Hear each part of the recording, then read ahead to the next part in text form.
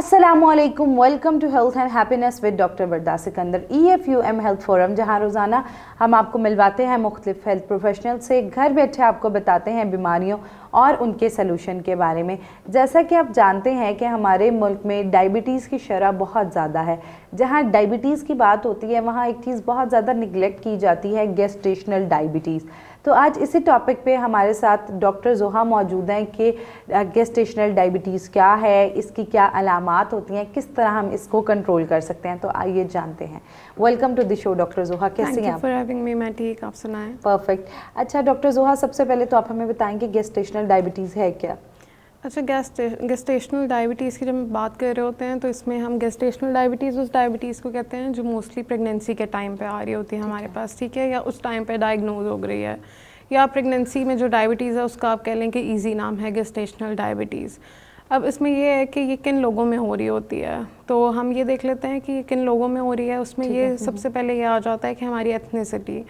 अब एथनिसिटी ये है कि जिसमें हम कुछ भी नहीं कर सकते, जैसे कि ये हमारे हक इख्तियार में नहीं है, ठीक है। इंडिया, पाकिस्तान और नेपाल, ये वाला जो बेल्ट है, इसमें गेस्टेशनल डायबिटीज़ जो है वो बहुत ज़्यादा कॉमन होती है, ठीक है। उसके साथ हमारे पास जो BMI है, अगर आपका वेट ज़्यादा है, BMI मोर देन 30 है, तो उसमें आपके पास डायबिटीज़ का रिस्क होता है, गेस्टेशनल डायबिटीज़ का।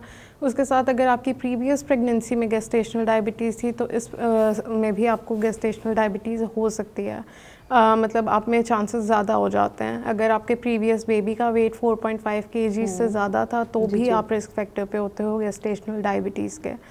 अब इसमें ये सब हमारे पास रिस्क फैक्टर्स आ जाते हैं। अगर बात की जाए कि इसके पीछे वजूहात क्या हैं?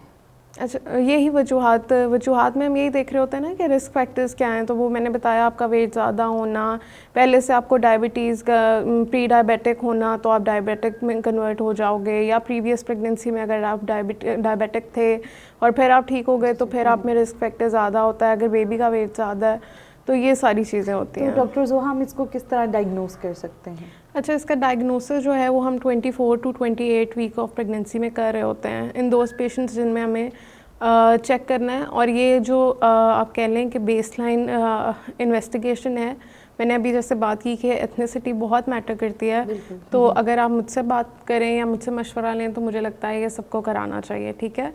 उसमें ये कराना इसलिए चाहिए क्योंकि हम ऑलरेडी रिस्क फैक्टर पे हैं, जो सबसे बड़ा है एथनिसिटी वाला, ठीक है। क्योंकि हमारे पास वैसे ही डायबिटीज़ इतनी कॉमन है और गेस्टेशनल भी उसी तरह कॉमन केसेस आते हैं, ठीक है। तो और अब ये बता देते हैं कि वो केस टेस्ट कैसे होना है, बिल्कुल एग्जैक्टली, ठीक है। अच्छा, इसमें ये होता है कि फास्टिंग में ये टेस्ट होता है, तो हम पेशेंट को कह रहे होते हैं कि आप ऐसा करें, रात को डिनर करें और 12 घंटे का फास्ट कर लें। उसके बाद आप मॉर्निंग में जाएंगे तो वो आपका फास्टिंग डायबिटीज़ करेंगे, फास्टिंग ब्लड शुगर करेंगे, ठीक है, कि आपको उसमें क्या आ रही है आपकी ब्लड शुगर। उसके बाद ये होगा कि वो आपको ओरल ग्लूकोज देंगे ऑलमोस्ट 75 mg, ठीक है।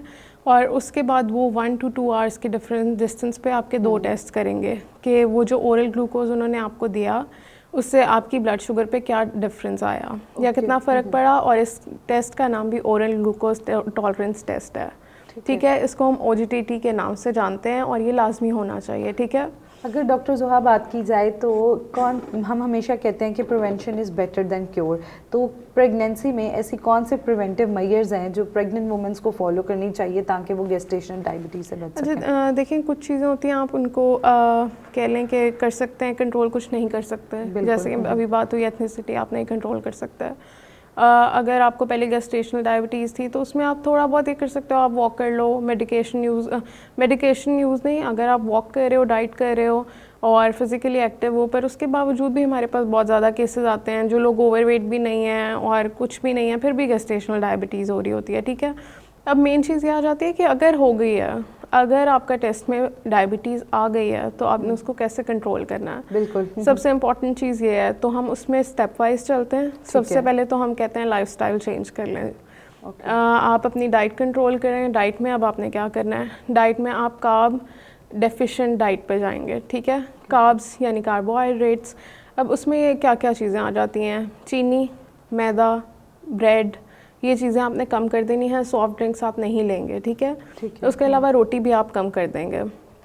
उसके बाद हम आते हैं वॉक के ऊपर। आपने 40 मिनट्स वॉक डेली करनी है।